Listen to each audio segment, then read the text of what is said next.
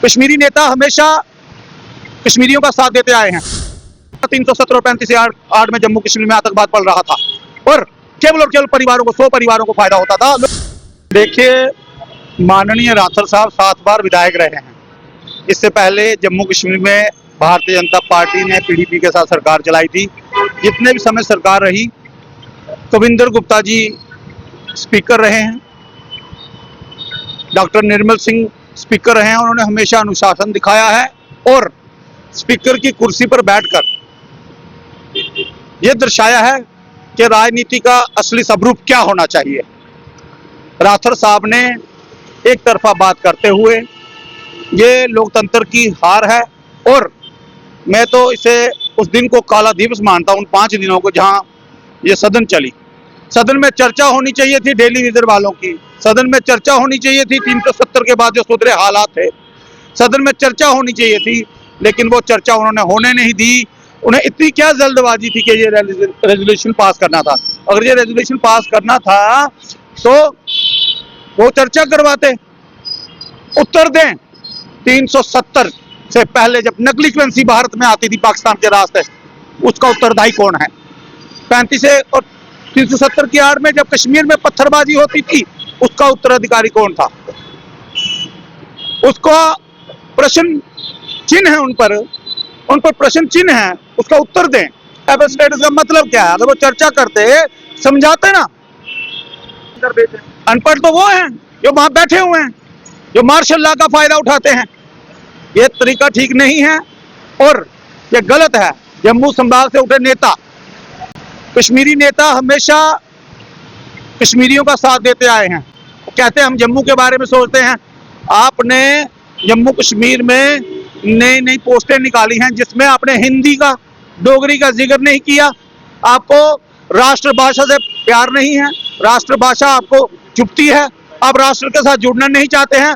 माननीय राठौर साहब, आप 7 बार विधायक रहे हैं और कविंदर गुप्ता जी से और डॉक्टर निर्मल सिंह जी से सीखिए हाउस कैसे चलाया जाता है। और मार्शल लॉ, क्या वो कोई आतंकवादी थे? क्या उन्हें आतंकवादियों ने चुनकर भेजा था? वो एक बड़े मार्जिन से जीते हुए थे। कश्मीर में तो छोटी छोटी विधानसभाएं हैं। जम्मू कश्मीर से 30,000 वोटों से माननीय देवेंद्र सिंह राणा जीते, फिर 29,000 कुछ वोटों से नेशनल कांफ्रेंस में रह चुके पहले पूर्व मंत्री जो आज भाजपा में हैं, जिनको आप कह रहे थे कि उनकी जमानतें जब्त होंगी, वो हारेंगे। बनाई है अपने इशारों पर नाचने वाली कठपुतलियां। कौन बोल रहा है जम्मू के लिए?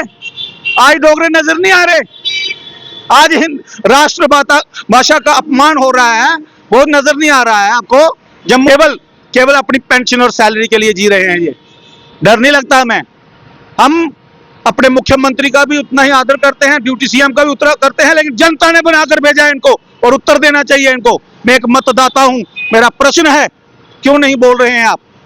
केवल और मैं होता ना, अगर विधायक बनकर चुना होता, जब मैं हमारा कोई विधायक होता तो ऐसी चीज को ठोकर मारकर आ जाता और ठोकर मारकर ड्यूटी सीएम के पद से और ये 5 मंत्रालय मिले सतीश जी को छोड़ देते।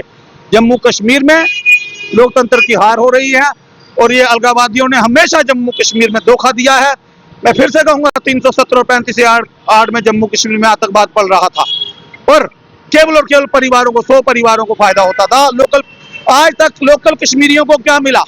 धक्के, पत्थर, बंदूकें। किसी के हाथ में पुस्तकें पहुंचाई? किसने उनको इतिहास पढ़ाने की कोशिश की? क्या कोई जानता है महाराजा हरि सिंह ने 70 लाख में जे शेर खरीदी थी? युवा राजपूत सभा ने लड़ाई लड़कर केंद्र को जगाया और वर्षों से लड़ाई लड़ रहे थे और महाराज कहाँ किया? जब किसी चीज को कैंसर हो जाता है, उसकी कीमोथेरेपी होती है, रेडियोथेरेपी होती है, वही किया है। यहाँ पर नुकसान हुआ तो महबूबा मुफ्ती को हुआ, जहां नुकसान हुआ तो डॉक्टर फारूकुल्ला जी को हुआ और माननीय मुख्यमंत्री जी को हुआ है।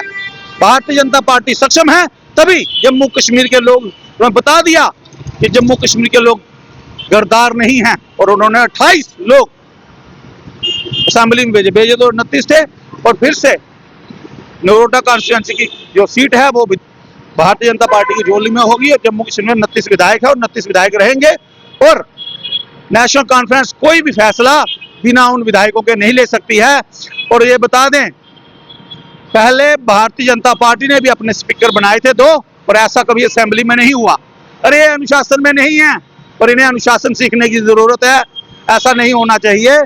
मैं भी अब 48 वर्ष का हो रहा हूँ, हमें भी अनुभव है कि पॉलिटिक्स कैसे होती है, और उत्तर देना हमारा मौलिक अधिकार है और हम देंगे।